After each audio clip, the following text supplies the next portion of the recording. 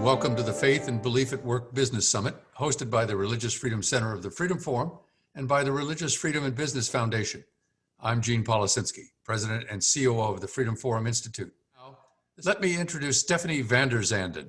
Stephanie is a global business leader with over 20 years of experience in leadership, talent development, business management, intercultural communication, and diversity, equity, and inclusion. During her tenure as Director of Diversity and Inclusion at Schreiber Foods, she successfully developed and executed Schreiber's global diversity and inclusion strategy from the ground up. It was at Schreiber where we had the opportunity and privilege to work closely with Stephanie to bring religious diversity, inclusion, and accommodation training to the employees at their global headquarters. Stephanie is currently the founder and CEO of the Inclusion Company, LLC, where she helps organizations move forward on the diversity and inclusion journeys. We look forward to hearing from you, Stephanie. Thanks for joining us today. Hello and good afternoon, everyone. I first want to thank the Religious Freedom Center for inviting me to be your keynote for today. It is an honor to share with you my personal experience, and I really hope that you find some nuggets that really resonate with you today. I'd like to start out by addressing the proverbial elephant in the room. Many of us have been conditioned our entire careers to believe that you shouldn't talk about religion in the workplace. There are many individuals and organizations that think that eliminating religious convictions in the workplace is the goal. But I'd like to share a differing perspective with you today, that creating an inclusive environment where people can bring their whole selves, including faith and belief, is a critical aspect to a positive work environment and loyal employees. So let me just share with you how I first got connected with the Religious Freedom Center. We got connected back in 2018 when I was working at a large Forbes 100 organization, and I had built their diversity, equity, and inclusion practice from the ground up. We launched Heritage Month celebrations, and as a part of that, we celebrated Pride Month every June. LGBTQ inclusion was an important part of our diversity and inclusion efforts. And we didn't have a month dedicated to religious diversity. So I realized we needed to spend more time discussing religious diversity when I would get pushback during Pride Month. Some of our employees had voiced concerns that we were trying to push a particular agenda, when in fact, our agenda was inclusion. However, we hadn't yet carved out the space to talk about religious diversity as a part of our diversity, equity, and inclusion efforts. There were several factors that really highlighted the importance to proactively promote an environment where beliefs are recognized and respected in the workplace. One of them was from one of my mentors and dear friends, Sonia Aranza, who is a global diversity and inclusion strategist. Early in my role as a diversity, equity, and inclusion practitioner, she shared a key concept with me that I always reflect back on. And that is diversity, equity, and inclusion is not a cafeteria. You can't pick and choose what you want. Many organizations decide to focus on topics that they feel might be safer. However, when you only discuss some dimensions of diversity and ignore others, it can lead people to think that you don't care about their identity, what matters most to them. Faith and belief are foundational aspects of identity. And by excluding them from dialogue, it forces people to suppress a core part of who they are. This is called covering, and covering can be really exhausting. It forces people to spend a significant amount of time and energy to cover up who they are when they could be instead putting that time and energy into their job. It has an important and direct impact on productivity.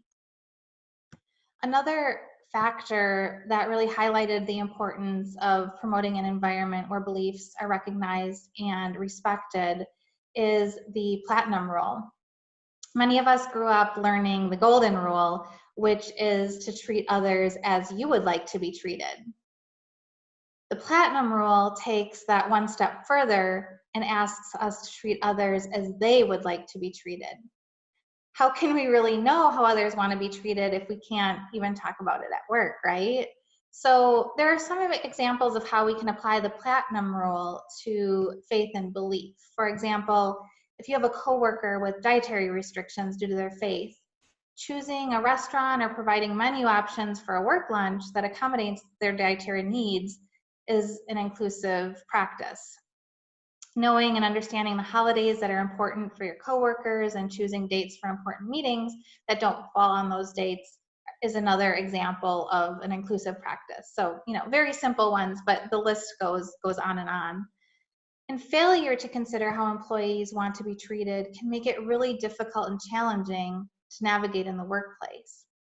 Now, on the contrary, being intentional and offering accommodations for faith and belief creates an environment where employees are more productive, they're more innovative, and they're more engaged. Embracing the faith and belief of others in the workplace doesn't mean you have to compromise your own faith and belief system. Writer, performer, and video maker Dylan Marin developed a helpful mantra that empathy is not endorsement. So empathy is a key ingredient to understanding others, but it can feel really vulnerable to be empathizing with someone that you profoundly disagree with. Empathizing with someone you profoundly disagree with does not suddenly compromise your own deeply held beliefs and endorse theirs. It just means that I am acknowledging the humanity of someone who is raised to think very differently than me. So what does this all mean for you and your organization? Ignoring faith in the workplace leads to exclusion. Research shows that exclusion activates the same area of the brain associated with physical pain. In other words, exclusion literally hurts. If you're looking to create a faith-friendly work environment, you need to be intentional, and that just doesn't happen on its own. You need to create policies and practices that support a faith-friendly workplace. Simply stating under your anti-discrimination policy that you don't discriminate based on religion is not enough. There's a clear connection between levels of accommodation regarding faith and belief and levels of accommodation on other important diversity factors such as gender, race, and LGBTQ+. Organizations need training to do this effectively. And the Religious Freedom Center has that training capability. The training they offer can help you take a deeper look at your policies and practices and support you to build a faith-friendly environment. When I brought them into the company I was working at, they really helped us to build our skills around ensuring an environment of accommodations.